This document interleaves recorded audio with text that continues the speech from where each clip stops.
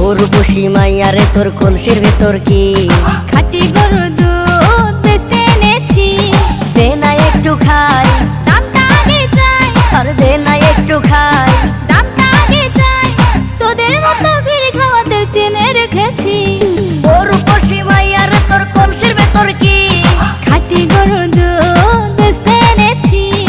উর্বশী মাইয়ারে তোর কলসির ভেতর কি খাঁটি গরুর দুধ বেচতে এনেছি।